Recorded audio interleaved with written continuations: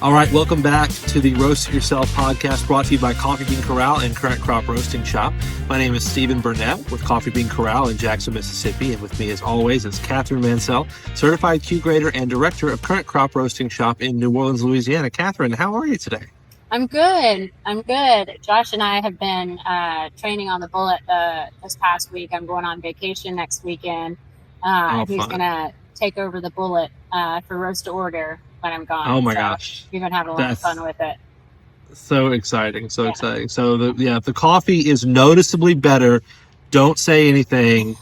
We don't want to deflate Catherine. Okay. No. Yeah, that's right.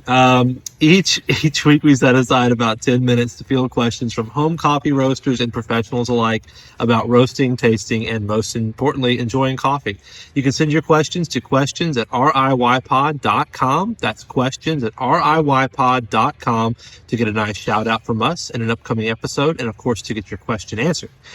This week's question is from Jake from San Antonio. It's a bit of a long one, but he gave us a ton of detail, so we're just going to dive into it and answer the question. Detail is good when we want to answer these things.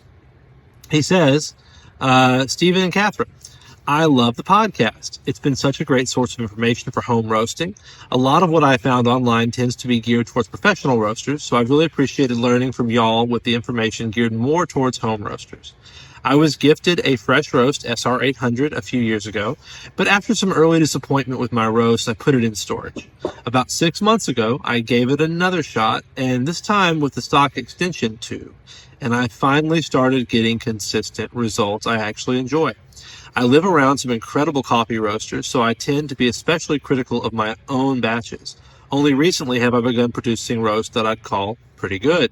Hey, that's the progression, isn't it? Like you roast for a long time before you hit like, oh, that's pretty good. Okay. You surprise yourself.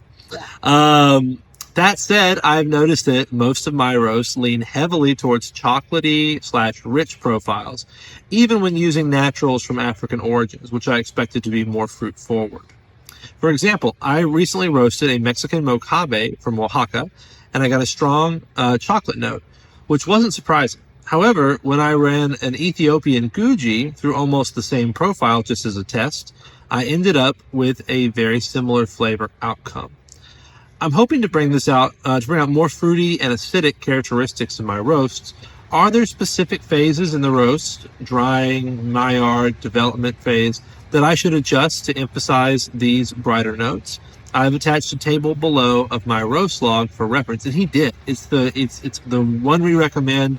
Well done. I'll see if I can get a picture of that for the YouTube. Thanks so much for all the time, and apologies for the long question. No problem. Jake from San Antonio. Jake, amazing question. He's given us this graph. Hopefully you can see that, up here on the YouTube and see what he's doing. But it's one of our standard recipes. So Catherine, he mentioned that he used the exact same profile for a Oaxacan coffee and for an Ethiopian Guji, and was not getting the results he wanted. Talk to us about that. What can he do? Sure. So the guide that I'm looking at is our low and slow roasting guide, starting off 9-5-12, bringing down the fan about every minute.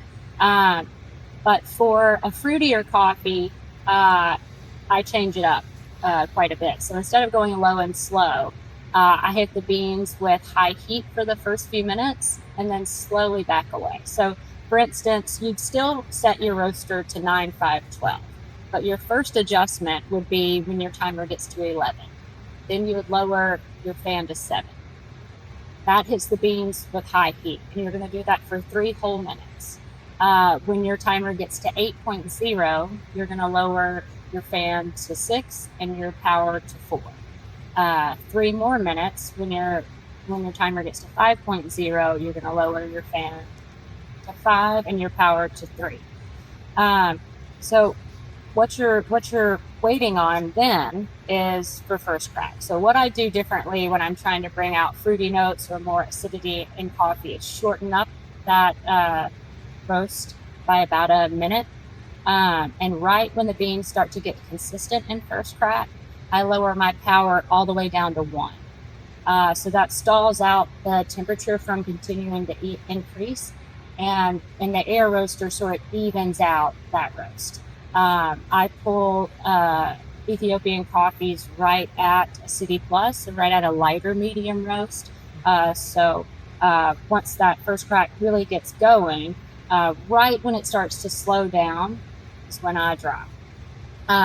I had an issue. I was trying to pick up a lot of acidity or a lot of fruity and floral notes on my fresh roast, and it really wasn't.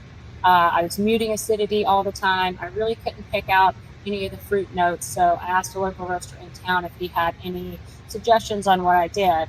And from everything he told me, that's why I sort of shortened this roast a bit and sort of go high heat and then back away. Really, the only tricky thing is getting a nice even roast in an air roaster when you're pulling a lighter medium roast, and that's where the lowering the power to 1 goes.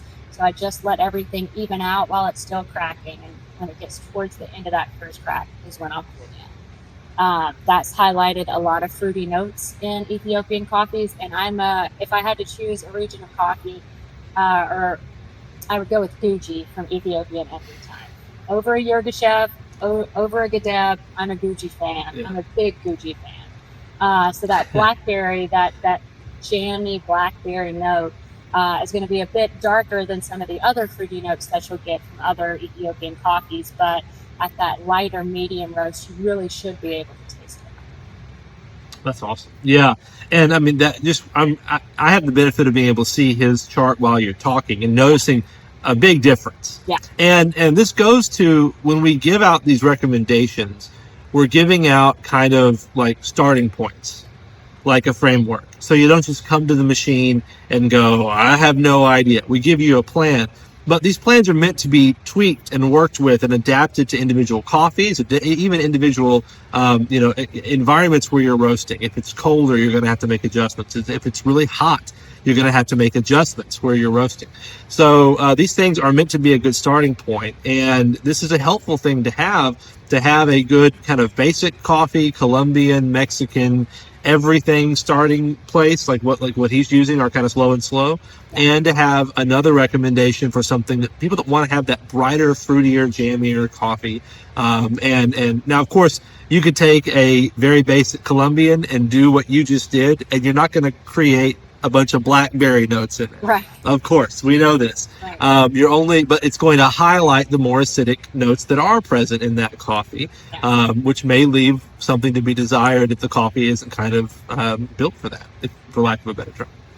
So, no, I think that's a very complete answer, and I don't have a whole lot to add. Jake from San Antonio, thank you so much for this question. This was a good one, and everybody like be like Jake. Send us details. Send us the chart. Oh man, it makes it so much easier to instead of trying to figure out what all this means. We have like a little this is what he did. This is the result he's getting. Fantastic, Jake. Thank you so much for the question. Catherine, is it possible we left something out? Definitely.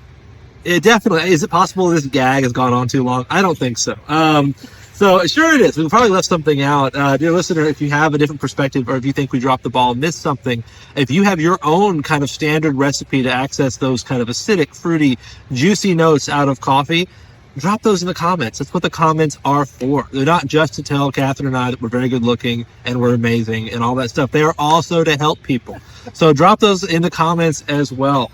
We hope that you enjoyed this episode as much as we enjoyed making it, which I doubt it, but I hope you did. And if you did, please leave us a rating and review on whatever platform you found us on.